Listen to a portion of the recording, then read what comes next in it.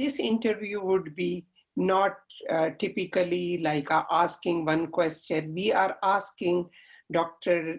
Jangam about your life as a child, your life as an adult, your child. So tell us, start from your childhood. How was your childhood? Any role models? Can you just say how Professor Jangam was? About my childhood, as we said, as I emphasized, it is very important to, share our shared histories and shared struggles. So in this context, I think, to begin with my childhood, and I come from a very small village in, from Telangana state of India now. Basically, it was a formerly ruled by Nizam of Hyderabad. And historically, because it was under the Nizam's rule, and also because it was not part of British India. So our histories are very, very different, and especially access to education and modernity. These are all kind of late entrants into our regions. So in this context, like the region where I come from, it's like very rural and also very, especially on the eve of India's independence, it witnessed a lot of violence, especially in the context of, the Razakars and others. And my childhood is kind of, because I come from this untouchable family, the caste profession of our caste, particularly very late into 1960s and 70s, was mostly, still kind of, we called beggar system. It's like kind of bonded labor system. So in that context, my ancestors, including my grandmother, grandfather, all across, they all were bonded laborers, and assigned to landlord families as bonded laborers. So in this context, like because of the independence, and also because government of India had this idea of emancipation of Dalits, was a very important project because of the constitutional provisions. So they started this educational programs for rural, particularly Dalit children. And when I was growing up, like this was like when I was in 4 or 5, at the age of 4 or 5. So this going to school became a very important part of bringing this untouchable children into schools, became important mission of the government. So at that time when I wanted to go to school, I was also employed as a bonded laborer to our landlord family. So I used to see their children going, and also most importantly, people at that time, particularly from untouchable background. So children, we are all excited that, the government is calling us to come to schools. And that's how, while working as bonded laborer, I started my schooling. So it started like that. And, then what had happened after that, government also opened the social welfare hostels for students, particularly coming from untouchable backgrounds. These hostels are like boarding schools where we used to get free food and clothing. And that was getting 3 times meal for free was a very important attraction for us, because we come from so much poverty and deprivation. So that hostels really were important attractions for us, along with education, that you'll be fed freely. And this that's how I went to this nearest town in which this hostel used to be there. I think 10-15 kilometers. So we used to go there, and I went there and admitted myself for grade 4 and 5. Then that's how basically afterwards I went into this again. A government at that time started a different kind of um, competitive residential schools, which are called social for residential schools, and which again from grade 8th to 10th I studied in they have this exams. So they have these exams, they select students by conducting competitive exams. So I got selected, and then I went into this residential school.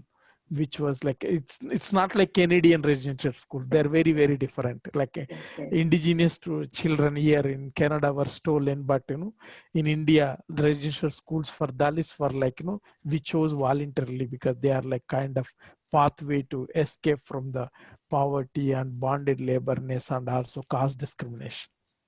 Yeah, So like, Dr. Jangam, like you said about that when you left for this hostel boarding school, and you were at that time, same time you were, your family was bonded labor. yeah, bonded. And who motivated you? How you went? Your mother, father, Oh, who was?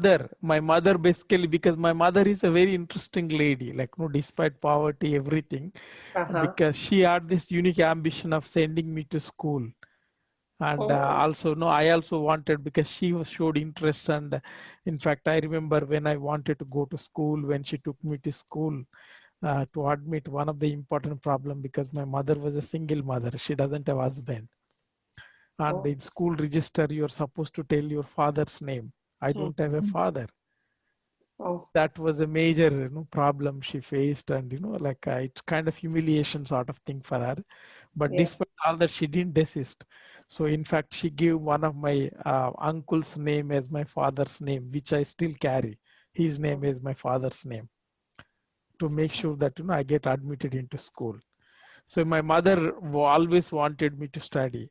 And also I also, like, because my mother was motivated to send me to school, I also wanted to escape from this village bondedness. And somehow the, because the unique life which we come from, uh, that made me to the only way I can seek emancipation is through education. So, can you talk about what politicized you? Was there one specific experience that really opened your eyes, or was it just a combination of experiences of oppression?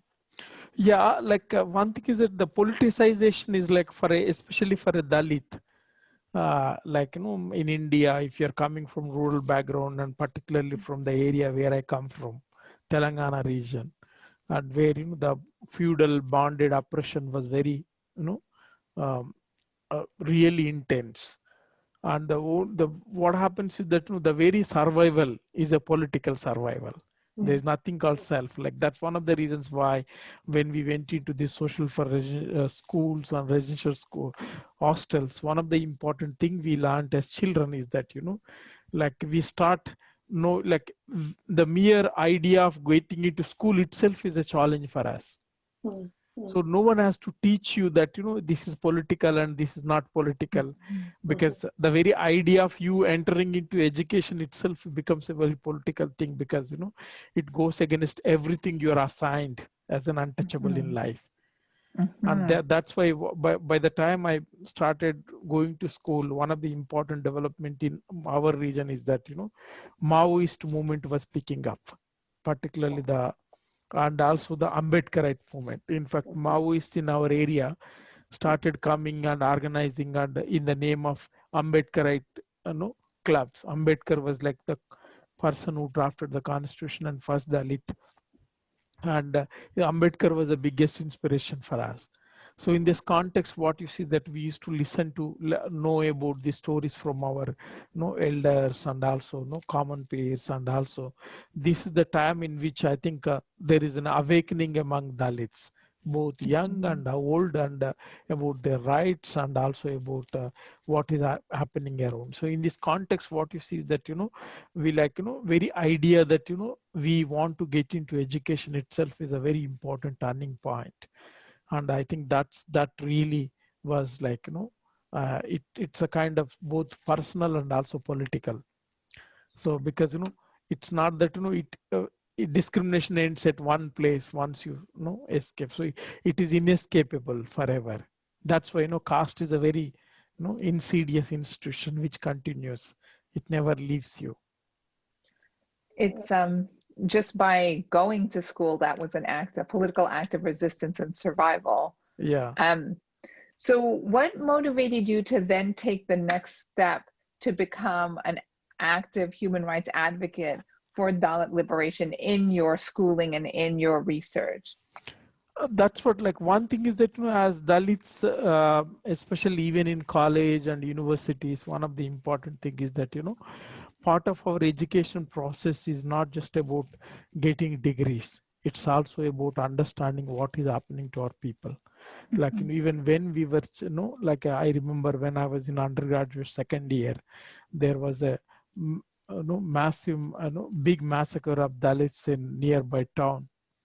I remember we asked in a hostel, we all went onto road and started protesting, and we took out this rally in this town. They were very shocked that, these young children, what are they doing? Like, so, but that's what, like, you are aware, like, the moment you step into every level of your education, what happens is that, in particularly in Indian context, like, the moment you're out of school, you enter into college. In fact, every step of the way, caste is like, your shadow. It tries to, what it does is that, it tries to break you at various levels. So the only way is that, you have to face this reality at every stage. That's what, like, as students, like, one of the important ways in which that, like, when we went into colleges or universities, we used to look for each other. Who is our people? Is there any support system? So that's how basically we used to have this networks of friends, and and it doesn't mean that we did not have upper caste friends. There, in fact, we had very nice upper caste friends who are liberals, and teachers, particularly upper caste teachers, who were understanding and also who encouraged us, and who used to sympathize with our lives. Like, it's not that, there is this complete black and white relationship between upper caste and Dalits. There, in fact, teachers were very interesting, even if they're upper caste or Brahmins or whatever. They were very liberal and understanding, and they used to appreciate our hard work. And so, like, it's part of our, very idea of, as I said in the beginning, that, very act of getting educated itself becomes a very important challenge for status quo. So, and that's what I think it makes us, important, that, we have to wage struggles at every level, from classroom to, streets and everyday oppression in villages. It comes across.